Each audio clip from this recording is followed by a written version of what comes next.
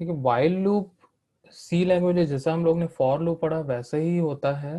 Just वहां पे हम लोग फॉर लूप में क्या करते हैं, टेस्ट नहीं करते हैं। मतलब जब लूप लूप हम लोग स्टार्ट करते हैं तो उसके पहले हम लोग कोई कंडीशन वगैरह कोई टेस्ट नहीं करते। यहाँ पे हम लोग सबसे पहले कंडीशंस वगैरह चेक करेंगे, उसके बाद ही वो लूप चलेगा। ठीक है, यहाँ पे देखते हैं, while loop is also known as pre-tested loop. In general, a while loop allows a part of the code to be executed multiple times depending upon a given boolean condition. ठीक है, while loop का जो part होता है वो किसी condition के आधार पर ही एग्जीक्यूट किया जाता है। और हम लोग जैसा कि फॉर लूप में कंडीशन हम लोग लगाए थे, सेम वैसे ही यहाँ पे भी कंडीशन लगाते हैं। उसी के आधार पर जब तक वो कंडीशन ट्रू होते जाएगा तब तक लूप का जो बॉडी है वो एग्जीक्यूट होते जाएगा। ठीक है, it can be viewed as a repeating if statement. The while loop is mostly used in the case where the number of iteration is not known in advance. ठीक है, व्हाइल हम लोग कब यूज करेंगे, जब हम लोग को नंबर ऑफ इटरेशन पता न हो। ठीक है, क्लियर। जब हम लोग को नंबर ऑफ इटरेशन मतलब हम लोग को 5 बारी लूप चलाना है, 10 बारी लूप चलाना है, 15 बारी लूप चलाना है, वैसा कुछ ना पता हो तब तक ही हम लोग उसको लूप को चला सकते हैं। क्लियर, आया समझ में। तो यहाँ पे हम लोग यस सर। सिंटेक्स देखते हैं इसका, syntax of while loop in C language. ठीक है, हम लोग लिखते हैं व्हाइल, उसके बाद लिखते हैं यहाँ कंडीशन। ठीक है, और इस ब्रैकेट के अंदर हम लोग लिखते हैं उसका कोड। क्लियर। तो इस कंडीशन के आधार पर क्या करेंगे, जब तक ये कंडीशन ट्रू होगा तब तक ये कोड एग्जीक्यूट होते जाएगा। जो भी हम लोग यहाँ कोड लिखेंगे वो एग्जीक्यूट होगा। क्लियर। नेक्स्ट हम लोग यहाँ पे देखते हैं इसका फ्लो चार्ट। ठीक है, यहाँ से प्रोग्राम स्टार्ट होता है। यहाँ पे हम लोग जो कंडीशन यहाँ पे वाइल के साथ में लगाए हैं वो कंडीशन जो होगा ट्रू होगा। ठीक है, तो स्टेटमेंट एग्जीक्यूट होगा। यहाँ पे ट्रू वाला है, जैसे ही कंडीशन ट्रू हो जाता है जो इसका स्टेटमेंट रहेगा उस ब्रैकेट्स के अंदर में वो एग्जीक्यूट होंगे। अगर ये कंडीशन फॉल्स हो जाता है तो सीधा बाहर आ जाएगा, कोई भी स्टेटमेंट ट्रू के अंदर वाला एग्जीक्यूट नहीं होगा। क्लियर। ठीक है, चलो एक एग्जांपल हम लोग देखते हैं यहाँ पे। ठीक है, एक छोटा सा एग्जांपल है यहाँ पे, इंट मेन। यहाँ पे हम लोग लिख सकते हैं वॉइड वॉइड मेन। ठीक है, यहाँ पे हम लोग ने क्या किया है,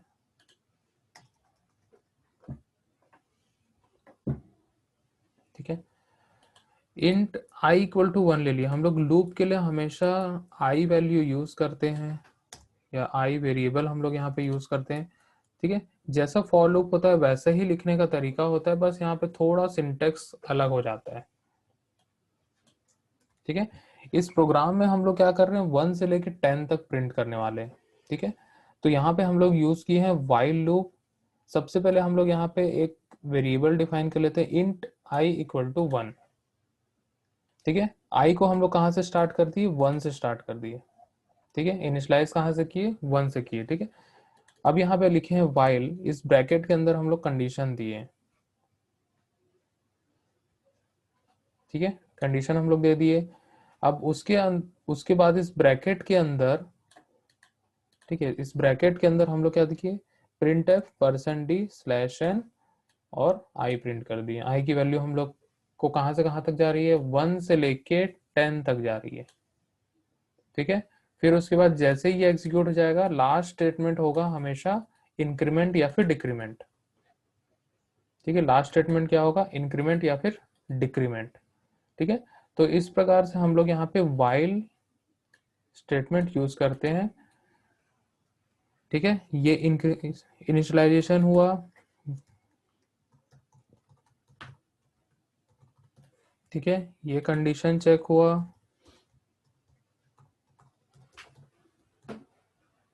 ठीक है, ये स्टेटमेंट एग्जीक्यूशन है और ये इंक्रीमेंट डिक्रीमेंट।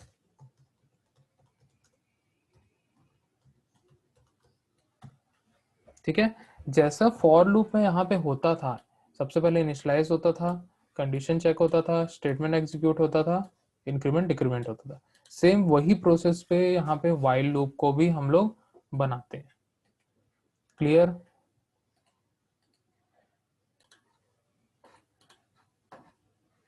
ठीक है, तो यहाँ पे हम लोग फाइल में जाके हम लोग न्यू पे चले जाते हैं। ठीक है, और हम लोग यहाँ पे टाइप करेंगे write a program to perform while loop. ठीक है, लिखेंगे हम hash include stdio.h hash include conio.h void main, यहाँ get ch हम लोग लिख लेते हैं। ठीक है, उसके बाद हम लोग क्या करेंगे,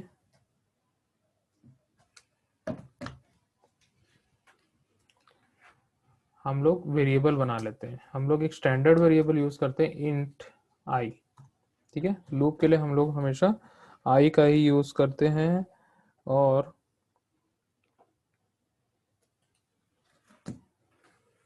यहाँ पे कर लेते हैं CLRSCR। ठीक है, लिखने का तरीका देखना कैसे सिंटेक्स हम लोग फॉलो करते हैं। ठीक है, वो देखना सभी लोग। ठीक है, सबसे पहले इनिशियलाइजेशन होता है लूप का। ठीक है, लूप का क्या होगा, इनिशियलाइजेशन होगा। ठीक है, इनिशियलाइजेशन हम लोग कैसे करेंगे, i इक्वल टू 1। ठीक है, मैं इसको इनिशियलाइज कर दिया। ठीक है, फिर हम लोग को लिखना है while। ठीक है, i less than equal to 10। ठीक है, ये हमारा कंडीशन हो गया, कंडीशन हो गया। ठीक है, अब जो भी कंडीशन लगाए हैं हम लोग, अगर ये ट्रू हो जाता है, ठीक है, ट्रू हो जाता है तो क्या होगा, जो इस ब्रैकेट के अंदर में हम लोग स्टेटमेंट लिखेंगे वो एग्जीक्यूट होगा। तो मैं यहाँ पे लिख रहा हूँ printf।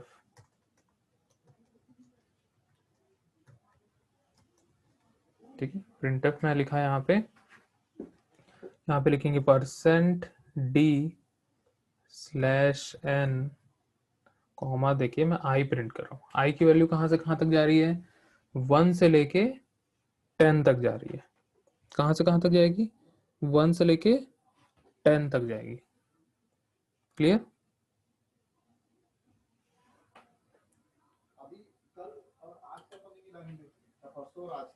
ठीक है, तो आई तक जाएगी, तो आई यहाँ पे प्रिंट होगा। ठीक है, फिर उसके बाद क्या करेंगे, लास्ट लाइन पे हम लोग यहाँ पे प्रिंट करेंगे आई प्लस प्लस। ठीक है, जो हमारा इंक्रीमेंट या फिर डिक्रीमेंट स्टेटमेंट होगा। ठीक है, तो हम लोग जैसा फॉर लूप में यहाँ पे यूज किए आई इक्वल टू 1, मतलब ये क्या होगा, इनिशियलाइजेशन। ठीक है, कंडीशन।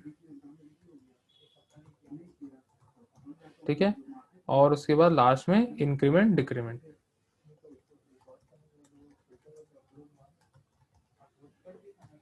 ठीक है, क्लियर, समझ में आया? ठीक है, अब इसको हम लोग करते हैं सेव। सेव कर देंगे यहाँ पे। सेव कैसे करेंगे हम लोग, while 1.c।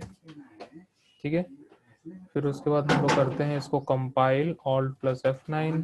ठीक है, कंट्रोल प्लस F9। ठीक है, तो यहाँ पे देख लो 1 2 3 4 5 6 7 8 9 10 प्रिंट हो गया।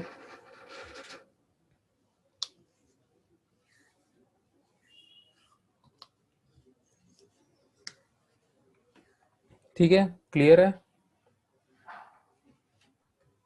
Yes sir.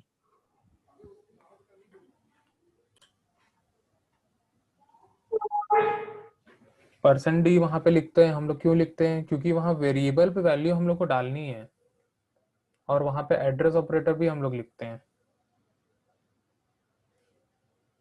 है ना।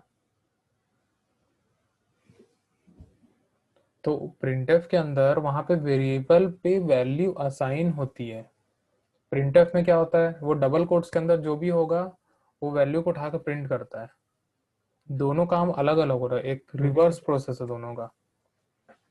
स्कैनफ क्या करता सर है, प्रिंटर सिर्फ डिस्प्ले करने का काम करता है, स्कैनर रनिंग टाइम में एडिटिंग करने का काम करता है। हम लोग एक एग्जांपल लेते हैं कि हम लोग एक टीवी देखते हैं, ठीक है, टीवी देखते हैं तो वो टीवी डिस्प्ले कैसे करता होगा, मतलब जो चैनल्स वगैरह है वो सारे डिस्प्ले कैसे करता हो, कहीं ना कहीं से तो इनपुट लेता है ना वो,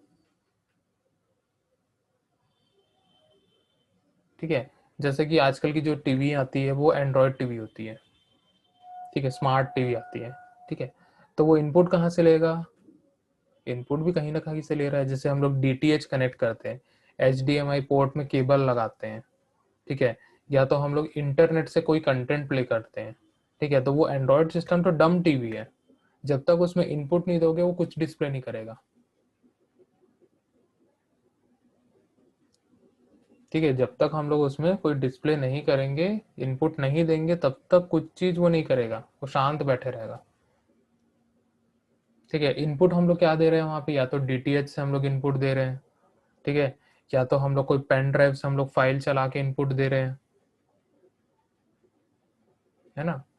तो इनपुट और आउटपुट दोनों अलग अलग चीज होती है, इनपुट से ही आउटपुट जनरेट होता है, ठीक है। या तो कुछ ऐसा प्रोसेस बना दो अंदर कि ऑटोमेटिक आउटपुट जनरेट करने लगे,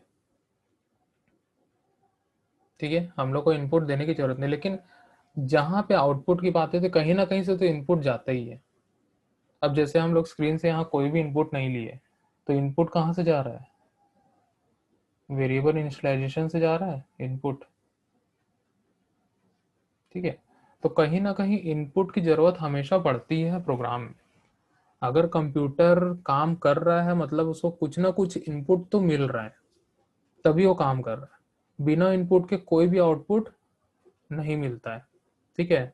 ये दुनिया की सच्चाई है, जब तक अपना एफर्ट नहीं डालेंगे, कोई इनपुट नहीं देंगे, आउटपुट हम लोग को नहीं मिलेगा, ठीक है। जब कर्म करेंगे तभी हम लोग को फल मिलेगा, जानते हो ना। गाड़ी में पेट्रोल डालेंगे तभी वो गाड़ी चलेगी, अपने आप नहीं चलेगी,